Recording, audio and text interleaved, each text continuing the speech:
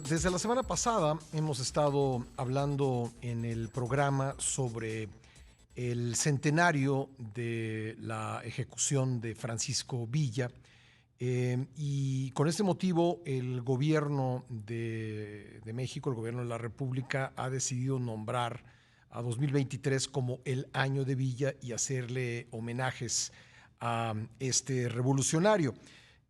Nos ha parecido que no se ha contado completa en este contexto la historia de Pancho Villa, y hemos recuperado pues algunas historias que pues algunos de sus biógrafos han dejado a un lado o han oscurecido o han olvidado en un afán de pintar una imagen rosa de Villa. Y en ese empeño hemos buscado a descendientes de personas que fueron perseguidas por Villa, asesinadas por Villa de maneras incluso muy crueles. Y hoy vamos a hablar sobre el lado vengativo que tenía Francisco Villa y que claramente se refleja en la historia de persecución de la familia Herrera en Parral. Maclovio y Luis Herrera Cano, que eran originarios de Parral, se sumaron a la revolución impulsada por Francisco I. Madero en 1910, y cuando él fue asesinado, pues combatieron a la dictadura de Victoriano Huerta, se sumaron a las fuerzas de Manuel Chao, quien en agosto de 1913 había sido designado por Venustiano Carranza como jefe de la División del Norte. Pero Villa, un mes después de ese nombramiento, despojó al veracruzano Manuel Chao del mando y tomó la dirección de la División del Norte. Para no dividir al movimiento, los hermanos Herrera Cano se quedaron del lado de Francisco Villa, pero cuando él, en septiembre de 2014, por su ambición, desconoció a Venustiano Carranza, entonces rompieron con Francisco Villa, y Villa juró que se vengaría pues no solo de Maclovio y Luis Herrera Cano, sino de toda la familia Herrera. De esto vamos a hablar con el maestro Raúl Herrera Márquez, académico, escritor y pianista, quien es descendiente de esa familia y autor del libro La sangre al río, la pugna ignorada entre Maclovio Herrera y Francisco Villa. ¿Cómo le va, maestro? Gracias por estar con nosotros. Buenos días, Pascal. Muchas gracias por tenerme en su programa. Perdóneme que haya tenido que hacer una síntesis muy rápida de una historia que es muy larga y muy compleja, pero bueno, me sirve para pues introducir esta conversación y que usted nos aporte muchos más detalles. Es una síntesis espléndida la que hizo usted, Pascal. Muchas gracias. Sí, en efecto, ellos rehusaron secundar el desconocimiento al pacto constitucionalista que habían suscrito apenas un año antes, y eso causó que Villa prometiera que de la familia Herrera no iba a dejar ni semilla. Yo provengo, Pascal, de una familia de asesinados. Soy miembro de una generación de nietos de viudas, hijos de huérfanos. Y por eso me ha conmovido mucho estar escuchando las entrevistas que ha hecho usted a otros descendientes de personas que han pasado por estas cosas.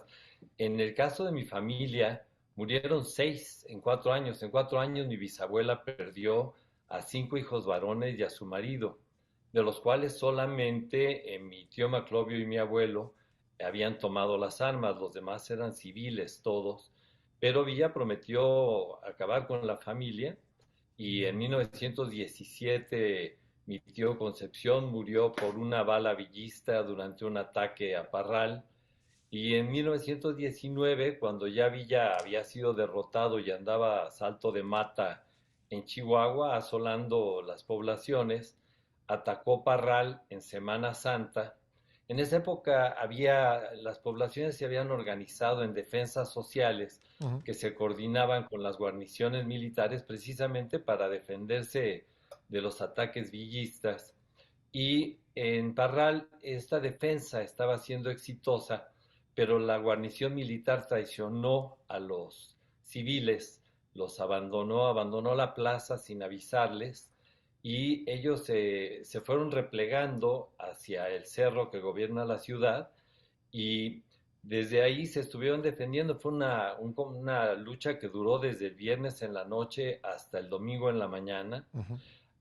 y en el domingo en la mañana se quedaron ya sin parque y llegó una nota de Villa donde prometía respetar la vida de los civiles si se rendían. Se rindieron y subió al cerro y respetó a los demás, pero a mi familia la tomó presa. Primero arrastró a mi bisabuelo con el caballo, le echó el caballo encima, después los bajó maniatados, los llevó a su cuartel, ahí los tuvo presos toda la noche y en la mañana se los llevó igual maniatados caminando por toda la avenida Independencia hacia el Panteón. Y en el camino al Panteón, mi tía Florencia, con quien yo conviví mucho, alcanzó a ver a su padre y a sus hermanos que iban a cadalso. Se les quiso abalanzar, pero mi bisabuelo la frenó con la mirada por la amenaza que había Ujú. de exterminar a toda la familia. Y ahí se quedó mi tía viendo cómo se llevaban a su padre y a sus hermanos a matarlos. A lo lejos oyó los balazos. ¿Su Lo que bisabuelo era ocurrió José en de el la Luz? Panteón fue José de la Luz, mi bisabuelo, y mis Sí, tíos Seferino y Melchor. sí. Ahí en el panteón estaba también en el cerro con ellos un tío de la siguiente generación, primo hermano de mi padre, pero él se salvó deslizándose por la ladera del cerro, del cerro en medio de los balazos villistas. El asunto es que allí en el panteón Villa pidió petróleo para prenderles fuego. Mi abuelo lo retó, Ujú. mi bisabuelo, perdón, lo retó. Mi bisabuelo en ese momento tenía 71 años y le dijo, danos una pistola a cualquiera de mis hijos o a mí que estoy viejo y bátete como los hombres. Pero fue cuando Villa lo que hizo fue pedir petróleo para quemarlos y dándose cuenta mi bisabuelo de eso, le escupió la cara. Villa sacó su pistola y les dio un tiro en la cabeza a cada uno. Ujú. Empezó por mi tío Melchor, el menor de los hermanos, luego por mi tío Seferino, y para que mi bisabuelo viera morir a sus hijos, y finalmente mató a mi bisabuelo y colgó los cadáveres con alambre de púas en unos mezquites que estaban afuera del Panteón de Parral. Les tocó a las mujeres ir a recogerlos con un miedo terrible porque Villa no permitía que se descolgaran los cuerpos cuando él colgaba gente. Así ocurrió. ¿Sus tíos Melchor y Seferino eran civiles o habían tomado las armas Sí, también? sí, ellos eran civiles, eran comerciantes. Ujú. La familia venía de un origen muy humilde. Mi bisabuelo nació peón. Lo que pasa es que Parral en esa época daba oportunidades de escalar a otros niveles. Para esa época ya eran clase media. Ujú. Y mis tíos Seferino Melchor y también Concepción, el que murió en 1917, eran comerciantes. Pues entonces la tomó contra toda la familia, no le bastó únicamente la muerte de los miembros originales de la familia que tomaron las armas, Maclovio y Luis Herrera Cano. Así es, de hecho, también intentó matar a mi tío Jesús, que fue el único varón que sobrevivió, el hermano mayor. Mi tío Jesús se salvó porque se había ido a vivir a Torreón, primero a Parras de la Fuente, después a Torreón, Ajá. pero allá Villa lo mandó matar varias veces. ¿Usted de quién desciende, maestro? No- De Luis, Luis era mi abuelo, Sí. el segundo al mando de la Brigada Benito Juárez. Bueno, pues, ¿cómo siente usted o qué reflexión le merece el Sí, que este año haya decidido el gobierno federal hacer un homenaje a un hombre pues capaz de hacer estas cosas que hemos venido relatando en días recientes? fíjese que me deja perplejo, Pascal. Le platico. El presidente López Obrador ha mencionado a mi libro 4 veces en 3 mañaneras. En la primera mañanera le dedicó 6 minutos a la sangre al río. Luego lo volvió a mencionar en una mañanera en Oaxaca, en otra mañanera en Palacio Nacional. Y en la ceremonia de disculpa con los ciudadanos chinos que se hizo allá en Torreón, en su discurso citó mi libro como un alegato contra la violencia dirigida a la población civil. Ujú. Y por eso me sorprende realmente que todas las mañanas veo al presidente en sus conferencias de prensa matutinas hablar teniendo como fondo una imagen de Francisco Villa, con la leyenda Año de Francisco Villa. Me resulta realmente incomprensible. Además con la frase el revolucionario del pueblo, que digamos que lo pinta como lo han pintado sus biógrafos benévolos, ¿no? Como un hombre que repartió tierras, que se preocupó por la educación y probablemente muchas de esas cosas, a lo mejor hay algo de cierto en todo eso, pero de lo que se olvida este homenaje, pues son de historias como estas, ¿no? Sí, hay mucho de lo que después se calificó en el Estatuto de Roma como crímenes de guerra. Sí. En aquella época todavía no existía, pero esta cuestión de asesinar a los prisioneros de un hospital de guerra, Ujú. de poner a soldados en el frente, soldados desarmados para que sirvieran de escudo a los que traían armas, ordenar la violación de todas las mujeres de un pueblo, cometer un asesinato en masa de soldaderas, pues, están dentro de catalogados como crímenes de lesa humanidad. Colgar gente solo por ser Y extranjeros, ¿no? sí, sí, sí, el genocidio de los chinos, Sí. sí, y en realidad Quemar todo gente esto viva, está teniendo, perdón, quemar gente viva, mucha. sí, así es. Así quemar gente viva y eso, por ejemplo, Friedrich Katz lo mencionaban nada más para ponerlo en duda. Ajá. Pero esa operación de limpieza afortunadamente ya va de vuelta porque se han estado reconociendo y recopilando los crímenes de Villa. Esa investigación que hizo Rey de Cel Mendoza de crímenes de Villa, tomando como base los reportes los testimonios que mi tía Celia Herrera recogió en la década de los 30, es Ujú. impresionante. Yo leí el libro y la verdad es que queda uno enfermo, Pascal, después de leer todo ese recorrido, esa absoluta falta de empatía, esa psicopatía. Mire, un crimen que podría decirse solo de dos personas, es espeluznante. Cuelga a los hijos Mariñel Arena enfrente de la madre y después le ordena a la madre que saque una mesa y le sirva de comer.